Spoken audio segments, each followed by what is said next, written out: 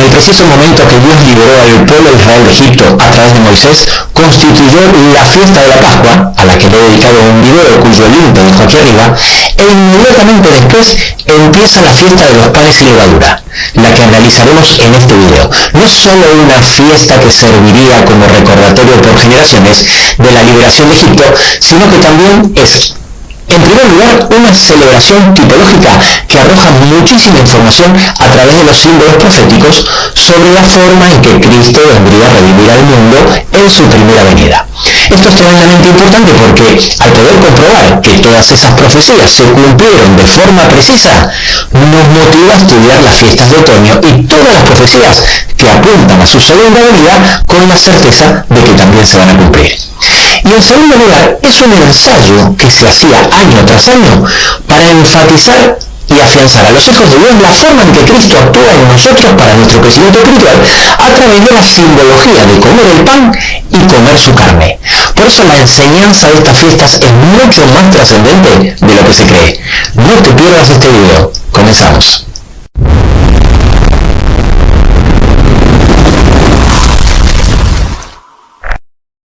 El pueblo de Israel pasó por un viaje muy significativo desde Egipto a Canaán. No fue solo un viaje físico, sino también espiritual lleno de simbolismos. Un viaje que trasciende su importancia histórica, ya que está lleno de enseñanzas importantes para nuestras vidas. Porque Dios no solo enseña las verdades bíblicas a través de símbolos o rituales, sino a través de las historias. Por eso están registradas en la Biblia y por eso es tan importante que las conozcamos. Veamos el paralelismo entre la historia de la liberación de Egipto, la fiesta de la Pascua que Dios crea a partir de ese acontecimiento histórico con sus rituales y su cumplimiento. Justo antes de la 10ª plaga de Egipto, donde iban a morir los primogénitos, un día 14 del mes de Nisan, Dios mandó al pueblo de Israel a sacrificar un cordero. Este acontecimiento histórico, que marcaría para siempre al pueblo de Israel, daba inicio a la fiesta de la Pascua. Una fiesta con un ritual bien específico, donde también el mismo día 14 de Nisan debía sacrificarse un cordero. Esta fiesta debía celebrarse hasta la llegada del Mesías, que le daría el cumplimiento profético, siendo crucificado el mismo día. Esa misma noche de liberación, ya entrado el 15 de Nisan, después de sacrificar al cordero, Dios les ordenó pintar los postes y el dintel de las puertas con su sangre para ser librados de la muerte de los primogénitos. Solo se salvarían aquellos que estén dentro de las casas cuyos portales fueran marcados con la sangre del cordero. Durante la fiesta de la Pascua, el sacrificio del cordero era una ofrenda de holocausto y por consiguiente la sangre debía ser rociada sobre el altar. Finalmente Cristo murió en la cruz, pero antes, en el aposento alto, Jesús, tomando la copa con el jugo de la vid y habiendo dado gracias, les dio diciendo: bebed de ellas todo, porque esta es mi sangre del nuevo pacto que por muchos es derramada para remisión de los pecados.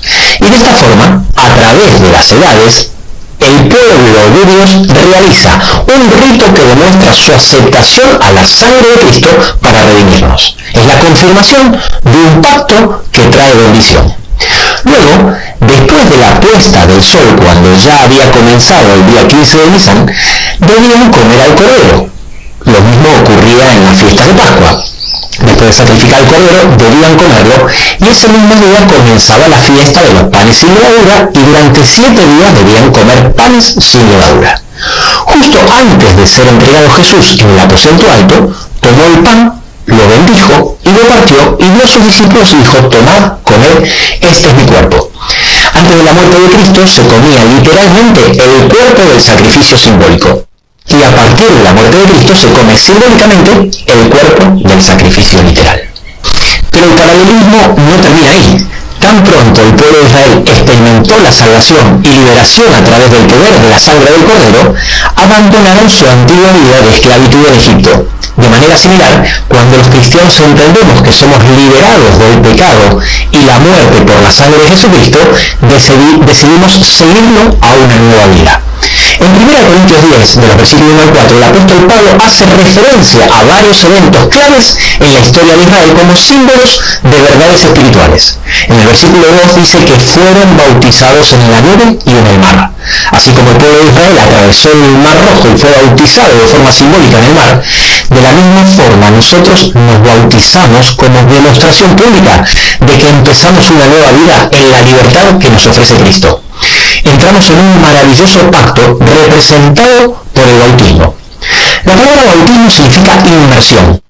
El sumergirnos en las aguas representa nuestra muerte de la vieja vida y cuando salimos nuevamente simboliza un nuevo nacimiento. Nos convertimos en una nueva vida en Cristo Jesús.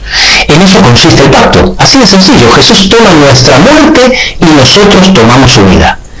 Esto mismo se lo explicó Jesús a Nicodemo cuando le dijo en Juan 3, versículo 3, que el que no nació de nuevo no puede ver el reino de Dios. Y en Romanos 6:4 no lo puede dejar más claro cuando dice, porque somos sepultados juntamente con él para muerte por el bautismo, a fin de que como Cristo resucitó de los muertos, así también nosotros andemos en vida nueva.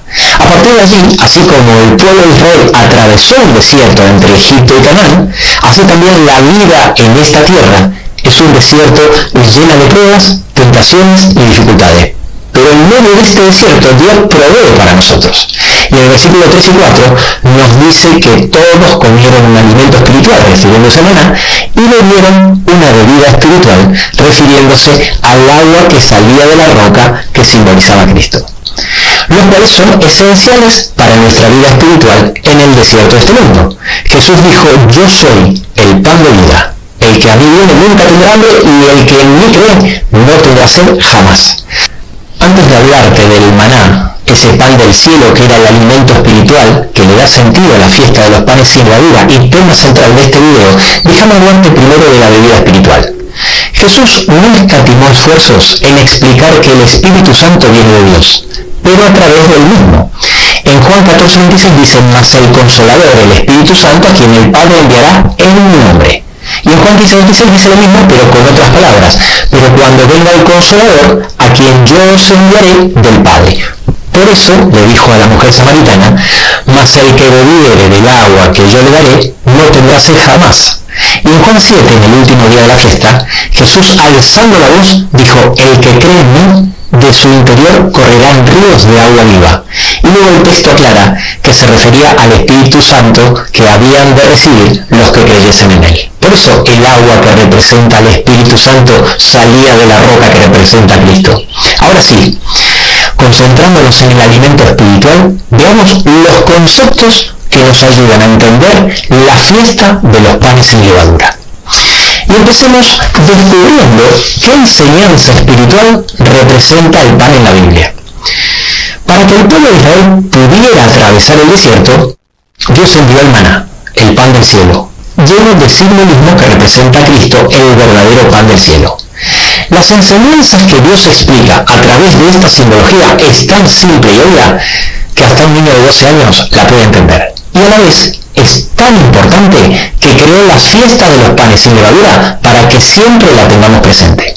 En Juan 6:31, cuando le hablan a Jesús sobre el maná, el pan del cielo, Jesús les contesta en el versículo 32 que el maná de Moisés no era el verdadero pan del cielo, dando a entender que en realidad era un símbolo del verdadero pan del cielo que da el Padre, refiriéndose obviamente al mismo. Y cuando en el versículo 34 le dicen, danos ese pan del cielo, el verdadero del que Jesús hablaba, entonces él responde con el primer yo soy, de los 7 yo soy que dijo Jesús. En Juan 6:35 Jesús les dijo, yo soy el pan de vida, el que a mí viene nunca tendrá hambre y el que en mí cree no tendrá sed jamás. Y para que no quede ninguna duda, en Juan 6:21 vuelve a decir, yo soy el pan vivo que descendió del cielo, si alguno comiere de este pan, vivirá para siempre y el pan que yo daré es mi carne, la cual yo daré por la vida del mundo. Por eso el maná era un alimento espiritual, porque representaba a Cristo. Pero, ¿por qué Cristo era representado por un pan del cielo? ¿Por qué al igual que comemos el maná y se comía el cordero, Cristo decía que había que comer su carne? La respuesta a todas estas preguntas es la enseñanza crucial de todo esto. ¿Qué significa comer el pan o comer su carne? Comer el maná o comer el cordero o comer la carne de Cristo significa simbólicamente comer la palabra de Dios. Porque no se puede separar a Dios de su palabra. Así lo explica el texto que habla sobre el maná. En Deuteronomio 8:3 dice que Dios lo sustentó con maná para hacerles saber que no solo de pan vivirá el hombre, mas de todo lo que sale de la boca de Jehová. Dicho sea de paso, este es uno de los textos que usó Jesús en las 3 tentaciones que Satanás le hizo en el desierto. Y así lo explica el capítulo que habla sobre comer su carne, que es el capítulo 6 de Juan, que venimos leyendo, donde Jesús enseña que Él es el pan del cielo. En el versículo 63 dice: el Espíritu es el que da vida, la carne para nada aprovecha, las palabras que yo os he hablado son espíritu y son vida. La Biblia dice que Jesús es la palabra de Dios. En Juan 1.1 dice que en el principio era el verbo, en original dice logos, la palabra, y el logos, la palabra, era Dios. Y en Apocalipsis 19.3, describiendo a Cristo, dice: su nombre es la palabra de Dios. La palabra de Dios es considerada un alimento, por eso en la Biblia se habla de la palabra de Dios como un alimento que nutre. Y para que no nos quede ninguna duda, la Biblia usa los mismos símbolos para la palabra de Dios que para Jesús. La semilla representa en Lucas 8.11 a la palabra de Dios. Y también representa a Jesús en Juan 12, donde explicando que es necesario que Él muera, se refiere a sí mismo como una semilla que tiene que caer en la tierra y morir para que lleve mucho fruto. Lo mismo pasa con la luz. En Salmo 119.105, la palabra de Dios es una luz en nuestro camino. Y en 2 de Pedro 1.19 es una antorcha que alumbra el lugar oscuro. Y de la misma forma, en Juan 8.12, Jesús dijo: yo soy la luz del mundo. Exactamente lo mismo pasa con la simbología del pan.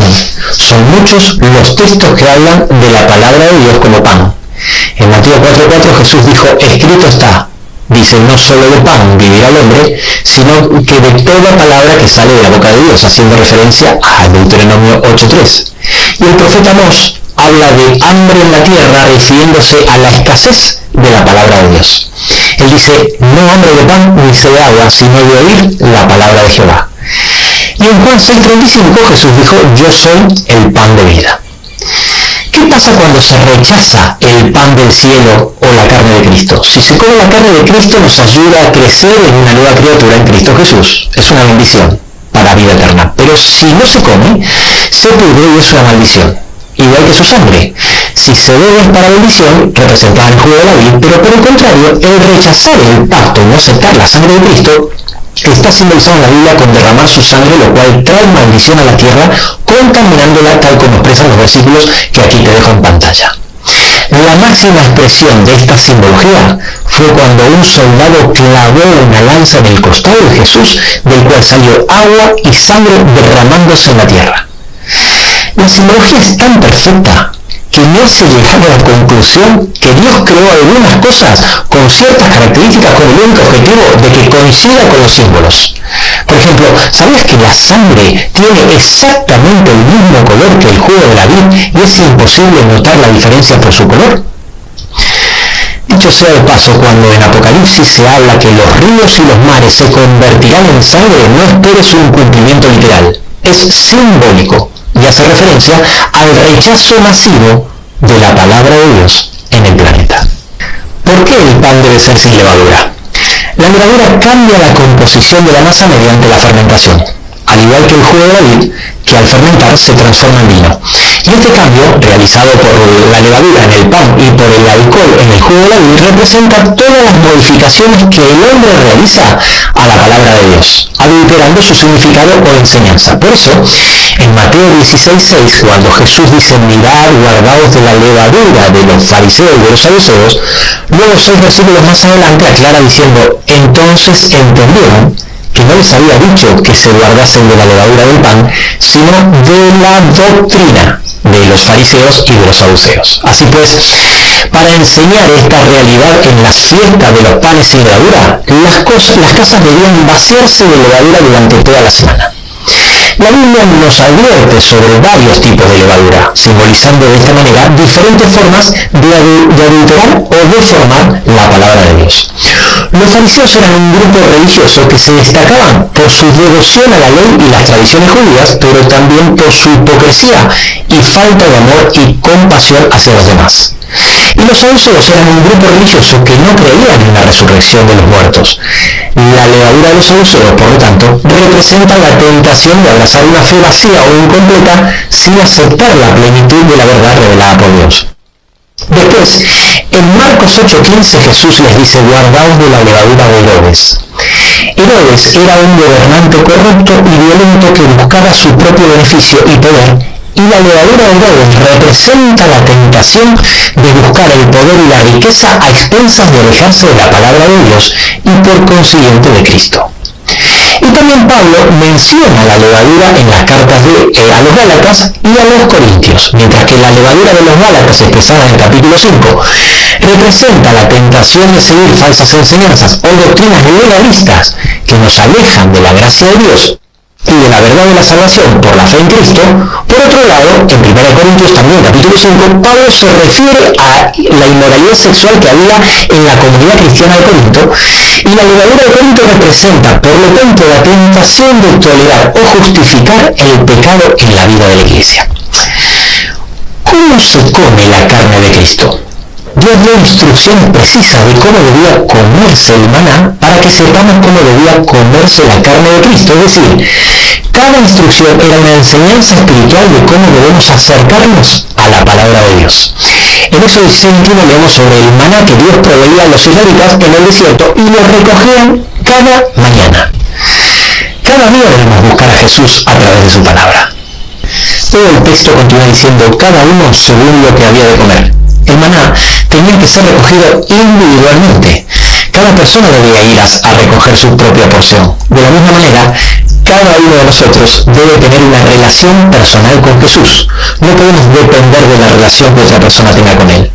Escuchar sermones, audios y lo que otras personas comparten está bien, pero no reemplaza nuestros momentos a solas con el Creador estudiando su palabra. Y luego que el sol calentaba, se retira. Debe ser lo primero que hagamos cada día, bien temprano por la mañana. En Marcos 1:35 leemos que levantándose muy de mañana, cuando aún estaba oscuro, Jesús salía a orar, estableciendo así Jesús mismo el ejemplo de buscar a Dios temprano en la mañana, antes de que el sol se levante y el ajetreo del día comience.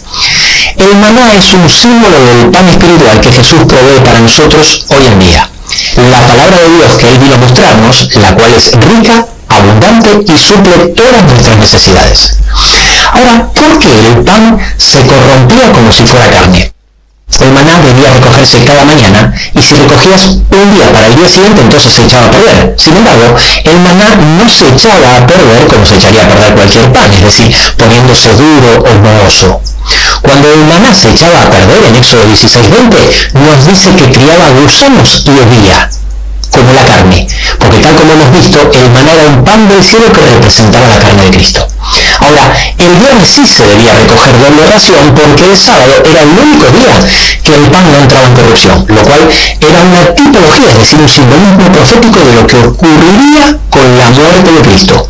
De la misma forma que el maná, al morir Cristo el viernes, fue sepultado en la tumba un sábado y su carne tampoco entró en corrupción, tal como lo dice la profecía que se encuentra en Salmo 16:10, que dice: porque no dejarás mi alma en el Sión, ni permitirás que tu santo vea corrupción. Sabemos que este versículo se refiere a Cristo porque en el libro de Hechos 2 veces se aplica esta profecía a Jesús. Otro simbolismo importante que demuestra que Cristo murió un viernes y descansó en la tumba un sábado, y su carne no entró en corrupción, simbolizado por el maná. Este era el motivo por el cual en Éxodo 12:10 dice: ninguna cosa dejaréis de él hasta la mañana, y lo que quedare hasta la mañana lo quemaréis en el fuego, porque la carne del cordero no debía entrar en corrupción. Muchos dicen: lo importante no es lo que creemos, sino reflejar el amor de Cristo. Por supuesto que lo importante es reflejar el amor de Cristo, pero si somos indiferentes a sus palabras y no aplicamos sus enseñanzas en nuestras vidas, entonces no tenemos su amor. Por eso él dijo en 1 Juan 2, del 4 al 6, que el que dice yo le conozco y no guarda sus mandamientos, el tal es mentiroso. Que el amor de Dios se perfecciona en el que guarda su palabra, y que el que quiere permanecer en Jesús debe andar como él anduvo. Si yo digo que tengo el amor de Cristo, pero no aprendo ni aplico sus palabras, estoy vaciando el amor de Cristo de contenido. Muchos me preguntan en los comentarios si aún debemos seguir guardando las fiestas judías. Cuando Cristo murió, obviamente las fiestas ya dejaron de celebrarse. Te voy a mencionar los dos motivos más importantes. En primer lugar, ya no hay necesidad de hacer sacrificios, que era la parte central de todas las fiestas. Y en segundo lugar, para que no quede duda sobre este punto, Dios se encargó de que no haya templo en Jerusalén, que era el único lugar donde Dios permitió que se celebrasen las fiestas. Pero Jesús no dejó a los cristianos sin fiestas. Justo antes de morir y que todo el sistema de fiestas judíos y sacrificios quede abolido, Él instituyó una nueva fiesta para todos los cristianos: el comer su carne y beber su sangre a través de la Santa Cena. Ahora bien, para que la práctica de un rito tenga sentido, debemos vivir en nuestras vidas lo que ese rito representa. Por ejemplo, el bautismo no tiene sentido si no aceptaste a Jesús en tu vida como tu Salvador. Casarte no tiene sentido si no amas a tu pareja. Y lo mismo aplica para la Santa Cena, la Eucaristía, la Santa Comunión, la Cena del Señor o como sea que la llamen en tu iglesia. No tiene sentido que la practiques comiendo el pan que representa su carne y bebiendo el jugo de la vid que representa su sangre si no estudiamos la palabra de Dios y la aplicamos a nuestra vida para que crezca en nosotros una nueva criatura espiritual en Cristo Jesús. En el bautismo tomamos la decisión de aceptar y seguir a Cristo, y en la Santa Cena renovamos nuestro voto periódicamente. Ahora entendemos por qué en Efesios 5:26 explica que somos purificados en el agua por la palabra de Cristo. Por eso no tengas dudas que en la comprensión de estos temas puede estar la salvación eterna tuya y de tu familia. Porque cuanto más conozcas la palabra de Dios y su máxima expresión, que es nuestro Señor Jesús, más podrá trabajar el Espíritu Santo para que el amor de Cristo te transforme a su imagen y semejanza.